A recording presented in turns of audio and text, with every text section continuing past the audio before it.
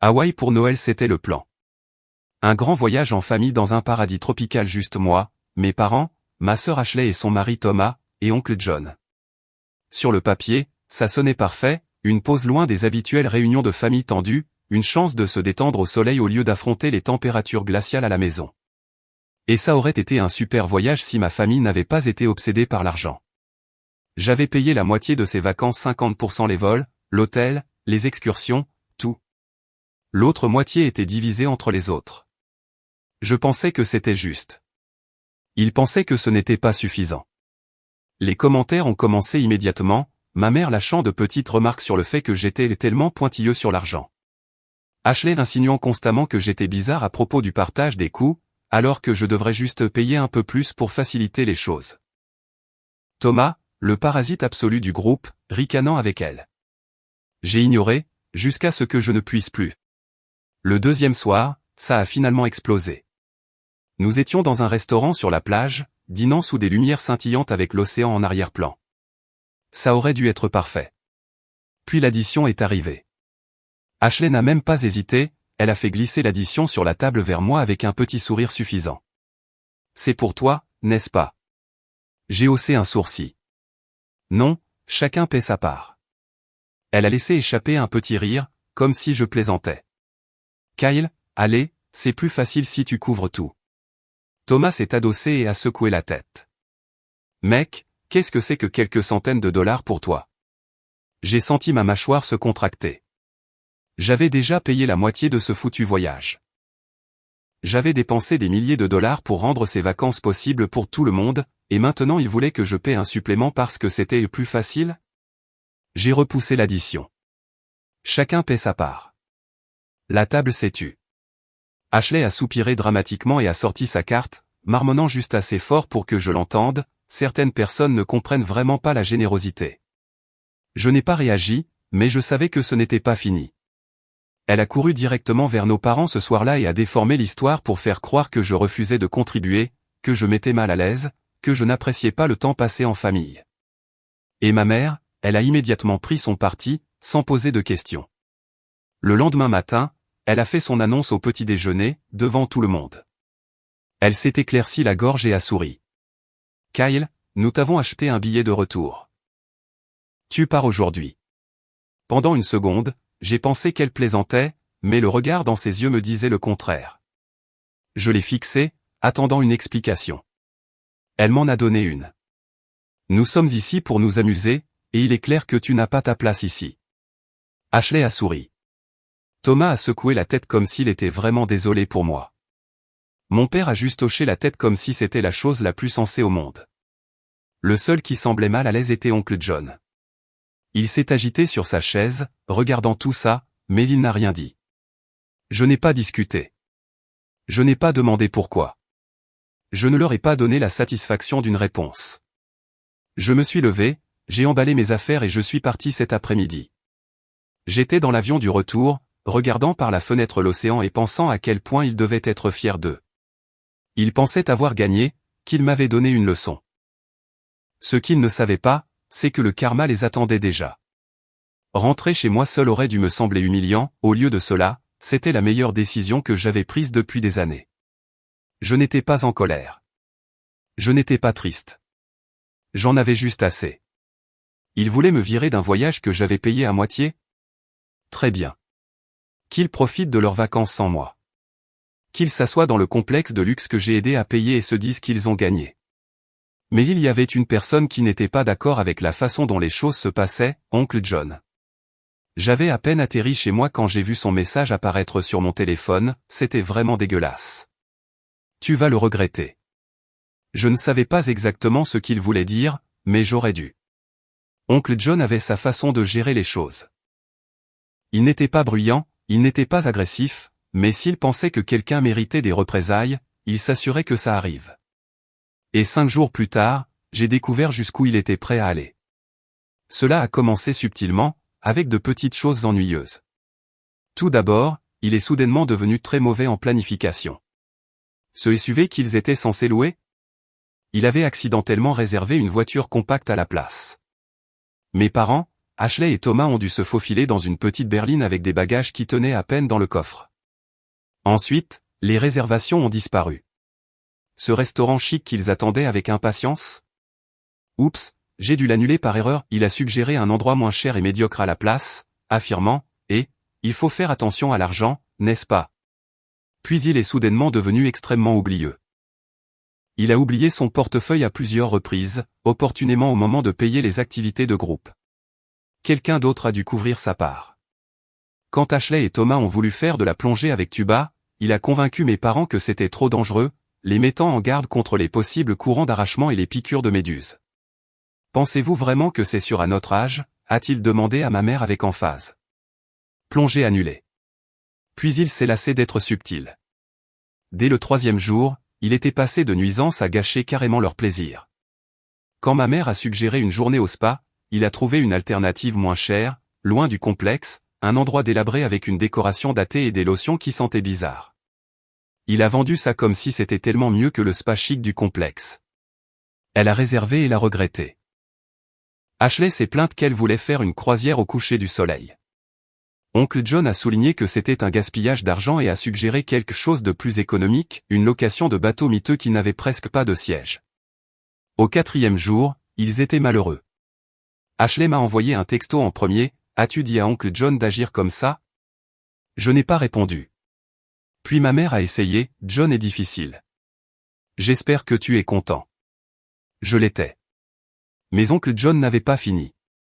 Vous voyez, ma famille adore dire du mal des gens quand ils ne sont pas là.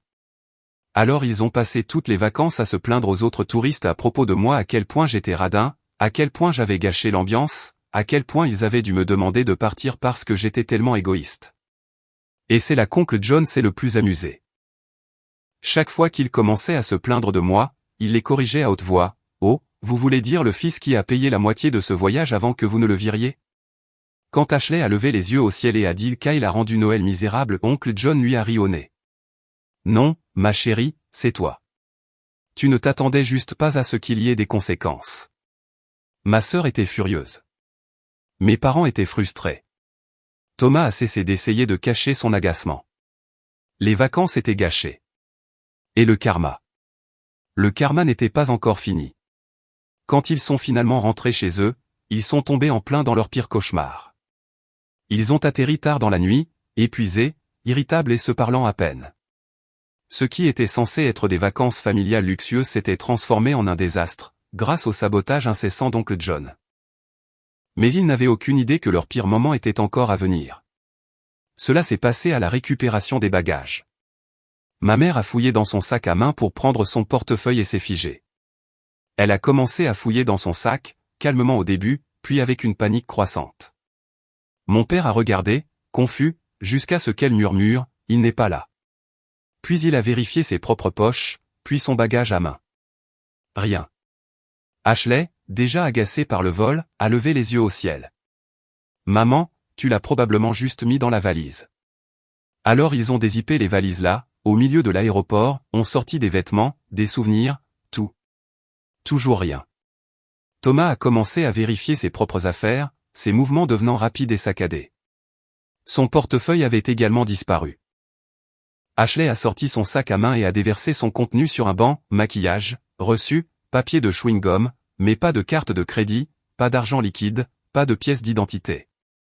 Ils avaient tout perdu. Carte de crédit, argent liquide, passeport, permis de conduire. Tout avait disparu. Ils sont restés silencieux, abasourdis, essayant de comprendre comment 6 personnes avaient réussi à perdre tout leur argent et leur papier d'identité en une seule nuit. Tout d'abord, ils ont refait leur pas. Peut-être qu'ils l'avaient laissé dans l'avion? Non. À la porte d'embarquement? Non. La dernière fois que quelqu'un s'est souvenu avoir utilisé ces cartes, c'était à Hawaï, lors du départ de l'hôtel. Mais au moment où ils s'en sont rendus compte, ils étaient à des milliers de kilomètres. Puis la panique s'est installée. Mon père a appelé la banque. Gel de sécurité. Il ne pouvait rien retirer. Ma mère a essayé de se connecter à sa banque mobile, mais elle avait oublié son mot de passe. Le téléphone d'Ashley s'est déchargé. Thomas a juré à voix basse. Pas d'argent, pas de retour à la maison, aucune idée de quoi faire. Et donc, après avoir épuisé toutes les options, ils ont fait la seule chose qu'ils avaient juré de ne jamais faire. Ils m'ont appelé. Le premier appel était de ma mère. J'ai regardé mon téléphone vibrer sur la table. Refusé. Puis Ashley. Refusé. Puis Thomas. Refusé. Je savais exactement pourquoi ils appelaient. Je les ai laissés se tortiller un moment. Finalement, un texto de ma mère est arrivé. Kyle, nous avons besoin de ton aide. S'il te plaît.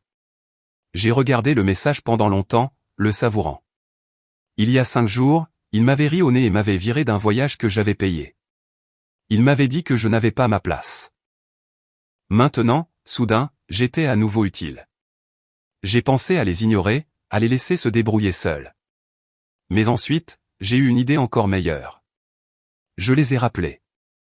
Ma mère a répondu à la première sonnerie, sa voix frénétique. Kyle, oh Dieu merci. Écoute, nous. Je l'ai interrompu. Vous êtes à l'aéroport? Oui, nous avons perdu notre. Je vais vous envoyer mon adresse par texto, ai-je dit. Vous pouvez prendre un taxi jusqu'ici. Silence. Puis elle a dit prudemment, nous n'avons pas d'argent, Kyle. J'ai souri. Waouh, c'est dur. Kyle a-t-elle claqué, sa patience s'amenuisant déjà, ce n'est pas drôle. J'ai fait semblant de réfléchir pendant une seconde, puis, avec le même ton qu'elle avait utilisé avec moi à Hawaï, j'ai dit, eh bien, vous devriez peut-être comprendre que vous n'avez pas votre place ici. Et puis j'ai raccroché. Je m'attendais à ce qu'il fasse exploser mon téléphone après ça, des appels en colère, des textos en colère, un message vocal dramatique de ma mère sur le fait que la famille est censée s'entraider. Au lieu de cela, silence.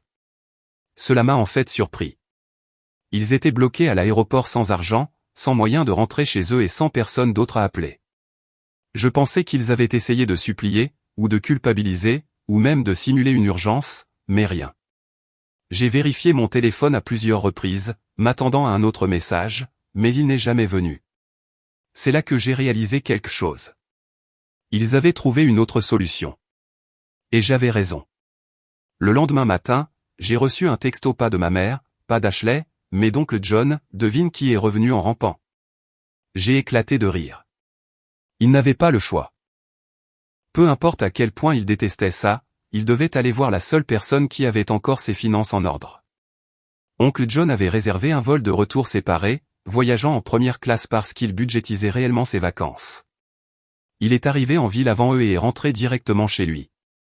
Il était probablement à mi-chemin d'une bonne bouteille de whisky quand ils se sont présentés chez lui, débraillés, épuisés et humiliés.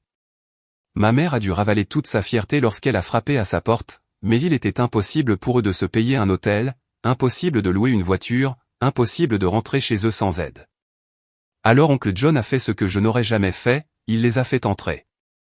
Mais il n'a pas rendu ça facile. Il leur a facturé $100 par personne et par nuit, payé à l'avance, en espèces, avant même qu'ils ne puissent entrer. Vous n'avez pas d'argent liquide, a-t-il demandé, avec une fausse inquiétude. Zut, c'est dommage. Vous auriez dû mieux planifier. Ashley a craqué en premier. Elle a commencé à fulminer sur le fait que c'était injuste, qu'il était censé être de la famille, qu'il devait simplement les aider par bonté de cœur. Oncle John lui a ri au nez. Oh, je pourrais, mais, certaines personnes ne comprennent tout simplement pas la générosité, n'est-ce pas? Elle s'est tue. C'est alors que mon père a cédé. Il a sorti son téléphone et a envoyé $600 à oncle John via Venmo pour la nuit. Il n'avait pas d'autre choix. Ils restaient chez lui comme des invités indésirables misérables, en colère et complètement piégés. Pas de traitement spécial, pas de dîner chic, juste un canapé, des couvertures supplémentaires et les restes qu'oncle John avait envie de partager. Et le lendemain matin, il a augmenté le prix. Inflation, a-t-il haussé les épaules, en sirotant son café. Au 3e jour, ils étaient désespérés de partir. Et c'est là que mon téléphone a sonné à nouveau. Cette fois, ce n'était pas ma mère, c'était mon père. Et la première chose qu'il a dite, Kyle, parlons-en. J'ai regardé mon téléphone pendant longtemps avant de répondre. Mon père ne m'appelait jamais directement à moins que ce ne soit quelque chose de grave. Le fait qu'il appelle maintenant, après tout, signifiait une chose, ils étaient désespérés.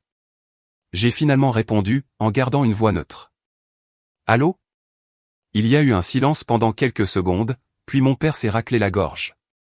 Kyle, parlons-en. J'ai presque ri. Parler maintenant? Il voulait parler? Pourtant, je l'ai laissé parler. Il a commencé avec les déchets habituels, comment les choses avaient dégénéré, comment tout le monde était fatigué du voyage, comment des erreurs avaient peut-être été commises des deux côtés, comme si j'avais en quelque sorte contribué à être viré de mes propres vacances. Puis il l'a finalement admis. Nous avons besoin d'un endroit où loger. Je me suis adossé et j'ai souri. Voilà, la vraie raison de l'appel. Apparemment, rester chez oncle John était devenu insupportable. Les hausses de prix ont continué, $200 par personne et par nuit maintenant. Oncle John avait verrouillé son réfrigérateur après qu'Ashley ait essayé de le piller, les obligeant à commander des plats à emporter. Et le pire, il ne leur laissait jamais oublier pourquoi ils étaient là. Chaque matin, il les accueillait avec un sourire et un reçu. Chaque soir, il leur rappelait combien il était coûteux d'avoir des parasites dans la maison.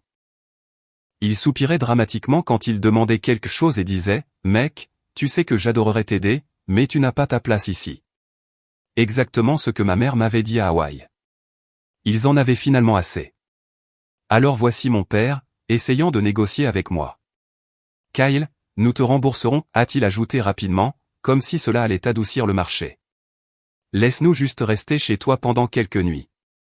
Nous ne te dérangerons pas. » J'ai laissé le silence s'éterniser, savourant le fait que pour une fois, il attendait mon approbation. Puis j'ai dit « non ». Mon père a marqué une pause comme s'il n'avait pas bien entendu. « Excuse-moi. »« Non » ai-je répété. « Vous n'avez pas votre place ici. » Il a expiré brusquement, sa colère montant en flèche. « Kyle, c'est sérieux. »« Oh, je sais » ai-je dit. « Vous êtes bloqué, vous perdez de l'argent et oncle John vous soutire chaque dernier centime. »« C'est sérieux. » Il n'a pas aimé ça. « Tu penses que c'est drôle ?» Je n'ai pas répondu, parce que honnêtement, ça l'était. Il a tenté une autre approche. « Il ne s'agit pas seulement de ta mère et de moi. Ashley et Thomas ont aussi besoin d'aide. » J'ai ricané. « Oh, maintenant on se soucie des difficultés des autres ?» Ça a touché un point sensible. « Kyle. » Je l'ai interrompu. « Vous auriez dû penser à tout ça quand vous m'avez mis dans cet avion. » Silence. Je pouvais presque entendre ses dents grincer. Puis, finalement, il a baissé le dernier peu de fierté qui lui restait. « S'il te plaît. » Je n'avais jamais entendu mon père me dire ce mot auparavant, pas comme ça. Et pendant une fraction de seconde, j'y ai réellement pensé. Mais ensuite, je me suis souvenu exactement qui étaient ces gens. Si je les laissais entrer, ils seraient reconnaissants pendant 2 jours, peut-être 3. Puis les plaintes commenceraient, puis la culpabilité, puis l'attente que je devrais aider davantage, payer davantage, faire davantage. Et avant que je ne m'en rende compte, je serais à nouveau celui qui se ferait avoir. Alors j'ai secoué la tête, même s'il ne pouvait pas me voir. Non, papa. Vous avez fait votre choix. Maintenant, vivez avec. Puis j'ai raccroché. Je pensais que c'était la fin, qu'après avoir raccroché au nez de mon père, ils finiraient par comprendre le message, qu'ils trouveraient leur propre chemin pour rentrer chez eux, lécheraient leur plaie et ne me demanderaient plus jamais rien. Mais bien sûr, ma famille avait une dernière carte dans sa manche. 3 jours se sont écoulés. Silence. Pas d'appel, pas de texto, pas de nouvelles. J'ai supposé qu'ils avaient finalement cédé et réservé un motel bon marché, ou du moins cessé d'essayer de me joindre. J'étais enfin en train de passer à autre chose, prêt à laisser ce bazar derrière moi. Puis une facture est arrivée. Au début, je n'y ai pas prêté beaucoup d'attention, juste une autre enveloppe dans ma pile de courrier. Mais quand je l'ai ouverte, mon estomac s'est serré. C'était une facture du complexe hôtelier à Hawaï, une facture de $4300. J'ai examiné les détails, mon pouls battant. Ce n'était pas une erreur. C'étaient les dépenses de ma famille après mon départ. Ils avaient mis leurs dépenses sur ma carte. Je me sentais malade. D'une manière ou d'une autre, avant qu'ils ne me virent, ils avaient lié ma carte de crédit à la chambre. Cela signifiait que chaque soin de spa, chaque repas hors de prix, chaque tournée de boissons était à ma charge. Ils le savaient. Ils avaient planifié ça. J'ai attrapé mon téléphone, la colère bouillonnant en moi, et j'ai composé le numéro de la réception du complexe hôtelier. Après un appel angoissant de 20 minutes, j'ai obtenu la confirmation. Oui, monsieur, les dépenses ont été effectuées sur votre compte. Les clients supplémentaires ont utilisé le mode de paiement lié pour le reste de leur séjour. J'ai raccroché, serrant le téléphone si fort que ma main me faisait mal. J'avais deux options, assumer la dépense, payer les vacances de luxe auxquelles je n'avais même pas participé, ou entrer en guerre. J'ai choisi la guerre. J'ai appelé oncle John. Dès qu'il a répondu, je n'ai même pas dit bonjour. Tu ne vas pas croire ce que ces idiots viennent de faire. Quand je lui ai parlé de la facture, il a vraiment hurlé de rire. Bon sang, a-t-il dit, riant toujours, il pensait vraiment avoir le dernier mot, hein. Je ne riais pas. Ils ont commis une fraude à la carte de crédit. Eh bien, a-t-il réfléchi, je suppose que c'est une façon de le dire. Il a marqué une pause pendant un moment, puis a ajouté, tu sais, tu pourrais le signaler. Je savais ce qu'il voulait dire. Si je le voulais vraiment, je pouvais appeler ma banque, contester la dépense et déposer des accusations de fraude contre mes propres parents et ma sœur. Et pendant quelques minutes, j'y ai réellement pensé. Mais ensuite, j'ai eu une meilleure idée. J'ai appelé ma mère. Elle a répondu immédiatement, sa voix douce comme du sucre. Kyle, j'allais justement t'appeler. J'ai sauté les fausses amabilités. Vous avez dépensé plus de 4000 $ sur ma carte. Expliquez-vous. Silence. Puis, avec la voix innocente la plus fausse que j'ai jamais entendue, elle a dit, oh chérie, il doit y avoir eu une erreur. Tu es parti si soudainement, nous avons juste supposé que ta carte couvrirait toujours tout. J'ai presque écrasé mon téléphone dans ma main. Réglez ça, ai-je dit entre mes dents serrées. Maintenant. Elle a soupiré, comme si j'étais difficile. Kyle, ne fais pas de drame. Tu gagnes bien ta vie, ce n'est pas grave. C'était ça. C'était le moment où chaque dernier lambeau de relation que nous avions est mort. J'ai pris une profonde inspiration, puis j'ai dit aussi calmement que possible, si je ne vois pas le montant total viré sur mon compte demain matin, je vais déposer une plainte pour fraude contre vous. Vous pourrez expliquer à la banque pourquoi vous avez volé votre fils. Son halètement était si fort que j'ai dû éloigner le téléphone de mon oreille. Kyle, tu ne ferais pas ça. J'ai raccroché. Le lendemain matin, l'argent était sur mon compte. Pas d'excuses, pas de message de suivi, juste un paiement silencieux et amer.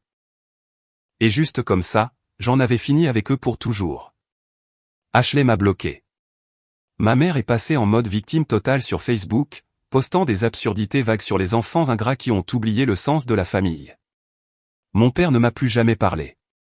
Oncle John? Il a adoré chaque seconde. Nous nous sommes retrouvés pour boire un verre quelques semaines plus tard, et il a levé son verre avec un sourire. À la liberté, a-t-il dit, et j'ai fait teinter mon verre contre le sien. À la liberté. Mise à jour, je pensais que c'était tout. Je pensais qu'ils avaient finalement rampé, léché leur plaie et ne m'avaient plus jamais ennuyé. J'avais tort. Quelques semaines après l'affaire de la carte de crédit, je m'installais dans ma vie paisible et sans drame quand j'ai reçu un email d'un nom que je ne m'attendais pas à voir, le propriétaire de mes parents. Au début, j'ai pensé que c'était une arnaque, mais ensuite je l'ai ouvert et j'ai vu le message, « Bonjour Kyle, on m'a donné votre adresse email comme point de contact concernant le bail de vos parents. Veuillez m'appeler dès que possible concernant une affaire financière urgente. » J'ai regardé l'écran en totale confusion. Personne à contacter, pourquoi? La curiosité a pris le dessus, alors j'ai appelé. Le propriétaire a répondu à la première sonnerie, et c'est là que la dernière bombe est tombée. Il s'est avéré que mes parents avaient 3 mois de loyer de retard. Non seulement ça, mais ils avaient dit au propriétaire que je paierais. J'ai réellement éclaté de rire. Le propriétaire, visiblement mal à l'aise, m'a demandé si je comptais m'en occuper puisqu'ils étaient sur le point d'être expulsés. Je n'ai même pas hésité. Ce n'est pas mon problème. Le propriétaire est resté silencieux pendant un moment, comme s'il ne s'attendait pas à cette réponse. Donc, vous dites que vous n'allez pas les aider. Correct, l'ai-je dit. S'ils vous ont dit que je paierais, ils ont menti. Et puis, parce que je voulais une clarté absolue, j'ai ajouté, vous devriez probablement commencer les papiers d'expulsion. Il a soupiré, a marmonné quelque chose sur la façon dont cela arrive toujours dans les situations familiales, et a raccroché. Et c'était tout. Je n'ai jamais appelé mes parents, je n'ai jamais demandé ce qui s'était passé, je n'ai jamais vérifié comment ils prenaient le fait d'être mis à la porte de leur maison. Je savais une chose avec certitude, ils étaient seuls, pour de vrai cette fois.